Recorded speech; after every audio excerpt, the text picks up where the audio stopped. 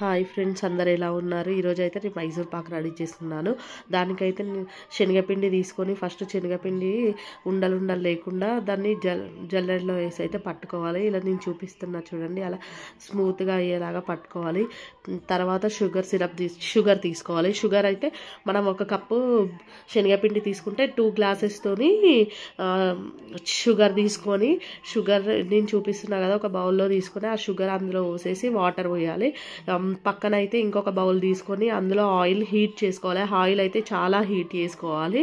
తర్వాత ఈ sugar syrup అనేది మొత్తం పాకం వచ్చేలాగా చేసుకోవాలి. పాకం వచ్చేలాగా చేసుకొని కలుపుతూనే ఉండాలి. ఇట్లా చూడండి, మన చేతితో పట్టుకుంటే ఇట్లా తీగ పాకం వస్తుంది కదా, అలా కొంచెం పాకం వచ్చేలాగా చేసుకోవాలి.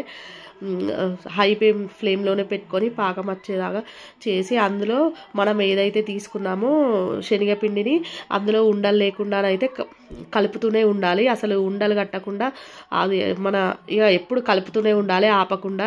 ఆపితే మాత్రం అది ఉండలు కడుతుంది. ఉండలు కట్టకుండా అలానే కలుపుతూ ఉండాలి. చూడండి, ఇట్లా నేను కలిపిన కదా, సేమ్ ఇట్లా కలుపుతూనే ఉండాలి.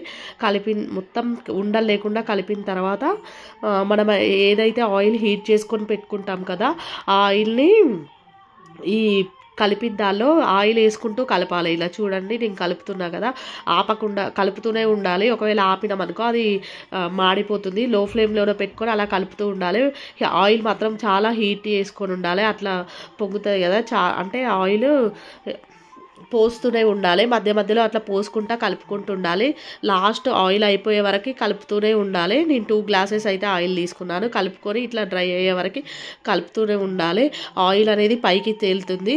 అప్పుడు మనం వేరే బౌల్లోకి అయితే నేను ఆ బౌల్లో నెయ్యి పూసుకున్నాను. నెయ్యి బౌల్ చుట్టూ అప్లై చేసుకున్న తర్వాత ఇది ఏదైతే అయిందో ఇదంతా మైసూర్ పాక్ది అందులో పోసి నేను ఒక గంటెతోనే ఇట్లా స్మూత్గా అప్లై చేసుకుంటున్నాను. మొత్తం అప్లై చేసుకున్నాక అది ఆరాలి. ఒక 5 మినిట్స్ తర్వాత నేను మళ్ళీ వాటిని పీసెస్గానైతే కట్ చేస్తున్నాను. చూడండి, ఇలా కట్ చేసిన తర్వాత ఒక 1 అవర్ తర్వాత మనం మైసూర్ పాక్ అనేది అయితే రెడీ అవుతుంది. అంటే మొత్తం హీట్ తగ్గిన తర్వాత దాన్ని రిటర్న్ చేసేసి కొట్టి వేరే దాంట్లోకి సర్వ్ అయితే చేసుకోవాలి. టేస్ట్ మాత్రం చాలా బాగుంది. మైసూర్ పాక్ కూడా చాలా బాగా వచ్చింది. మా మిన్ను కూడా చూడండి, నేను చూపిస్తుంది. ఓకే ఫ్రెండ్స్, నా వీడియో కనుక నచ్చితే లైక్, షేర్, సబ్స్క్రైబ్. బాయ్.